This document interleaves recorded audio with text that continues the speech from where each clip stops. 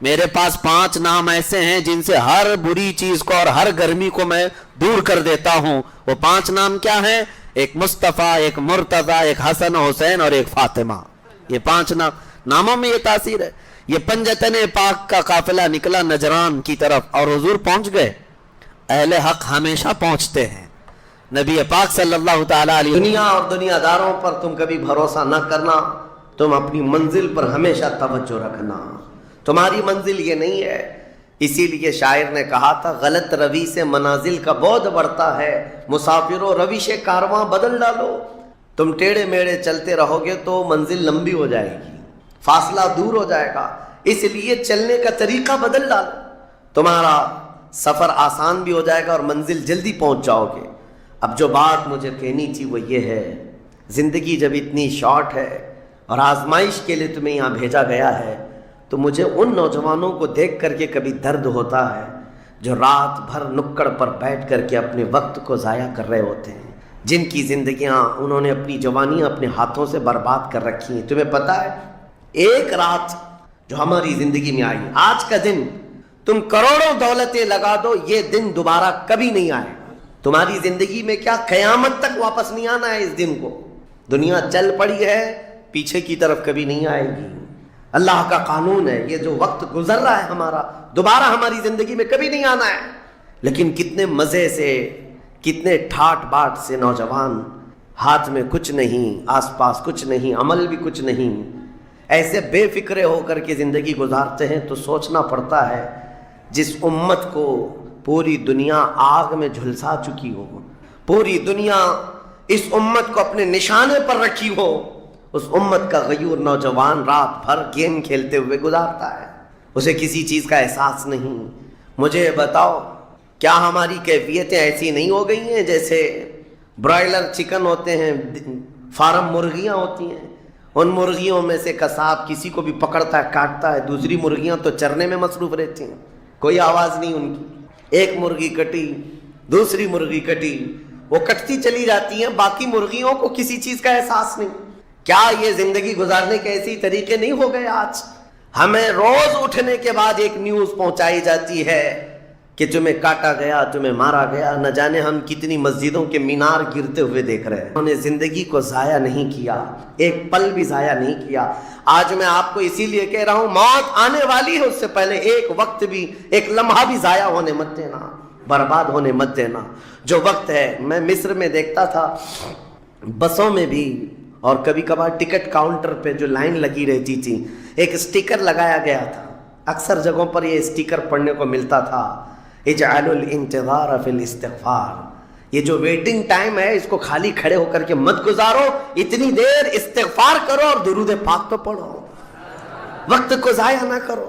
تمہارے پاس اللہ نے وقت دیا، بیٹھے ہو تو پڑھو، کھڑے ہو تو پڑھو، کیونکہ یہ وقت تمہارا بربادی میں نہیں لکھا جائے گا، تمہارا یہ وقت ضائع کرنے والوں میں نہیں لکھا جائے گا. عزیزان گرامی وقار، آپ کو میں ایک بات بتا دوں، جن لوگوں نے اپنی زندگیوں میں بڑے بڑے محلات بنائے، آج ان کے لیے بھی تاریخ ہے، مگر کس انداز سے، کس انداز سے. آج دنیا نے آپ کو ایسے ڈائیورٹ کر رکھا ہے، جو کام ہونے کے تھے وہ نہیں کرنا ہے آپ کو. لا یعنی کاموں میں مصروف ہو گئے، جو چیز تمہارے حصے کی تھی نہیں اس پر انرجی خرچہ کرتے رہ گئے، اور جو چیز تمہارے کام کی تھی اس کو تو بھول ہی گئے.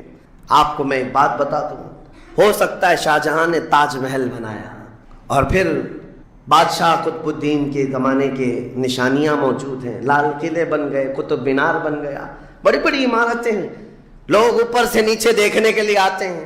لیکن میں یہ کہتا ہوں یہ کوئی کمال کی چیزیں تھی نہیں، کمال کی چیزیں تھی نہیں. لاکھوں لوگوں کی محنتیں بھی لگی، پیسہ بھی لگا اور بڑی عمارتیں کھڑی کر کے چلے گئے. ہزاروں کی تعداد میں تاج محل میں لوگ جاتے ہوں گے. تاریخ تو لوگوں کو تھوڑی بہت تو پتہ ہوگی کہ اپنی بیگم کی محبت میں بنایا ہوا ایک محل ہے اور بیگم کی قبر بھی وہاں ہے، لیکن جانے والے کبھی کسی کو سنا ہی نہیں کہ ایک فاتحہ بھی کوئی پڑھتا ہوا نظر آتا ہے. وہ تو پکنک پوائنٹ ہے، ٹورسٹ ایریا ہے، جائے دیکھے آئے.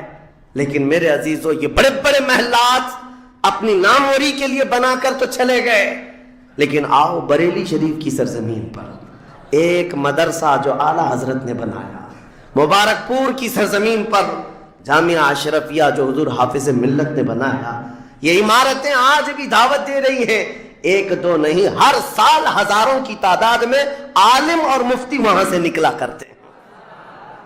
یہ کام کی چیزیں تھی جو بزرگوں نے کر دیا کہ امت کو ایسا کچھ دے جاؤ کہ وہاں سے آنے والا کچھ فیض اٹھا کر کے جائے۔ تاج محل لے کر کے کیا کرنا ہے؟ پیسے کمانا ہے یا ٹورسٹ ایریا بنانا ہے؟ لیکن ایک ایسا ادارہ جس میں پڑھ کر کے دنیا روشن ہوتی اور آخرت بھی روشن ہوتی۔ ہم سنیوں کے ہاں یہ چیزوں کی ضرورت تھی، ہمیں لا یعنی چیزوں میں مصروف کر دیا گیا ہے۔ میں اب تو آپ کو پتہ ہی ہوگا، مجھے تو جلسوں والا آدمی بنا دیا گیا، جہاں دیکھو پروگرام جلسے۔ میں اصل میں جلسوں والا آدمی تھا ہی نہیں، میں فیلڈ ورک کرنا پسند کرتا ہوں، کسی علاقے میں رہ کر کے قرآن کی تفسیر کرنا اور لوگوں کے درمیان رہنا۔ لیکن مسلسل سفر کا ایک تجربہ میں آپ کو بتا رہا ہوں، ہوں گے یہاں پر بھی بہار بنگال والے سب ہوں گے، بہار والے، بنگال والے، جھارکھنڈ والے اتنے جلسے کرتے ہیں، 365 دن بھی اگر ان کو تاریخ دی جائے تو بھی کم ہے۔ ایک اینالائز کرنے والے بہار کے رپورٹر ہیں، انہوں نے رپورٹ لا کر کے ہمارے سامنے بتائی کہ حضرت 2022 میں اسٹیٹ آف بہار میں 4000 جلسے ہوئے، 4000 جلسے۔ میں ان کا مخالف نہیں ہوں، لیکن ایک فکر آپ کو بتا رہا ہوں، 4000 جلسے، جن میں سے ہر جلسے کا کم سے کم خرچہ 5 لاکھ جماعت سے خانقاہوں کے۔ حقیقت میں یہی امت کا کام ہے۔ عزیزان گرامی وقار، لا یعنی کاموں میں پڑھ کر کے ہمارا وقت جو برباد ہوا، اس کی تلافی مشکل ہے، بہت مشکل ہے۔ اس لیے میں صرف یہ میسج دینا چاہوں گا کہ زندگی کے اس پوائنٹ پر آج ہم آ چکے ہیں جہاں آندھیاں، طوفان، ہر طرح سے ایک بہت بڑی آزمائش میں ہم گرفتار ہیں۔ کن کن چیزوں کا علاج کیا جائے سمجھ میں نہیں آتا۔ کبھی کبھار میں بیٹھ کر سوچتا ہوں، گھر میں اگر گیس کا پائپ بھی لیک ہو گیا، آگ بھی لگی ہے، پانی کا پورا فوارہ بھی آ رہا ہو، کچرا بھی گرا ہو، تو آدمی سوچنے لگ جاتا ہے کس چیز کو روکوں، پانی کو روکوں، گیس کو روکوں، آگ کو روکوں، کچرا اٹھاؤں، کیا کروں سمجھ میں نہیں آتا۔ یہ حالات آج ہمارے ساتھ ایسی ہو گئے، ہم کن کن چیزوں کا مقابلہ کریں سمجھ میں نہیں آتا۔ اور پھر اس پر مزید جب ہم اپنی قوم کی طرف دیکھتے ہیں، یہ تو گیم چلاتے ہوئے مزے سے بیٹھے ہوئے ہیں، ایسا لگتا ہے انہیں کسی چیز کی فکر ہی نہیں۔ شاعر نے کہا تھا، جگہ جگہ کے تھک چکے ہیں تمہیں یہ ہنگامے، نشاط لذت خواب گرام بدل ڈالو، اٹھو وہ گر نہ حشر نہ ہوگا پھر کبھی، دوڑو کہ زمانہ چال اپنی چل گیا۔ میرے عزیزوں، بس وقت کا احساس تمہارے اندر آ جائے، ضائع نہ کرو۔ میرے آقا صلی اللہ تعالیٰ علیہ وسلم کی ایک بات میں تمہیں بتا دیتا ہوں۔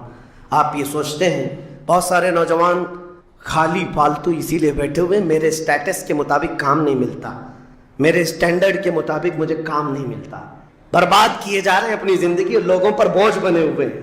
میں ان کے بارے میں بتاتا ہوں۔ سید الانبیاء رسول مختار صلی اللہ تعالیٰ علیہ وسلم، اگر وہ چاہیں تو روزانہ ان کے گھر جنت کا دسترخوان اترے، اگر وہ چاہیں تو سونے اور چاندی کے محلات میں زندگی گزاریں، لیکن جانتے ہو نبی کریم صلی اللہ علیہ وسلم ایک دن سیدہ فاطمہ الزہرا کے گھر آئے، دیکھا حسنین کریمین تاک میں دب کے ہوئے بیٹھے، پیٹ پیٹ سے لگا ہوا ہے، آنکھیں اندر ہیں، حضرت فاطمہ بھی بیٹھی ہوئی، آواز کسی کی نہیں۔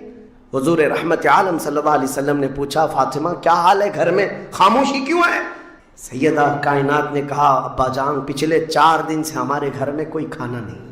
حضور پاک صلی اللہ تعالیٰ علیہ وسلم نے یہ نہیں فرمایا کہ ابھی بلاتا ہوں جبرائیل کو، ابھی دسترخوان لاؤ، ابھی میرے گھر کے کھانے کے انتظامات کرو۔ چاہتے تو حضور آرڈر دے دیتے، ساری نعمتیں آ جاتی، لیکن حضور نے کیا فرمایا سنو۔ فاطمہ الزہرا سلام اللہ علیہا سے کہتے، فاطمہ انتظار کرو، تمہارا بابا جائے گا، یعنی خود اپنے بارے میں کہتے ہیں، میں جاتا ہوں، دیکھتا ہوں کوئی مزدوری مل جائے، میں کام کر کے اپنے بچوں کو کھانا لے کر کے آؤں گا، کام کر کے کھانا لاؤں گا، مانگ کر کے نہیں۔ حضور رحمت عالم صلی اللہ تعالیٰ علیہ وسلم جو سید الانبیاء ہیں، جن کے قدموں کا بوسہ جبرائیل امین لیتے ہو، وہ چل کر کے مدینے کے باہر آئے، گرمی کی تپش الگ ہے، دھوپ ہے، باہر آئے، ایک باغیچہ تھا جس میں مالی کام کر رہا تھا، باغبان۔ حضور رحمت عالم صلی اللہ علیہ وسلم اس کے پاس جا کر پوچھتے ہیں تیرے باغیچے میں کوئی کام کرنے کے لیے ہے؟ کام مل سکتا ہے؟ اس نے کہا ہاں کام مل سکتا ہے، آؤ میرے باغیچے میں کنواں ہے، ڈول ڈالو، پانی اٹھاؤ، ایک درخت کو پانی ڈال دینا، بدلے میں 2 کھجوریں دوں گا، اجرت صرف 2 کھجوریں۔ رسول رحمت صلی اللہ تعالی علیہ وسلم فرماتے ہیں مجھے منظور ہے۔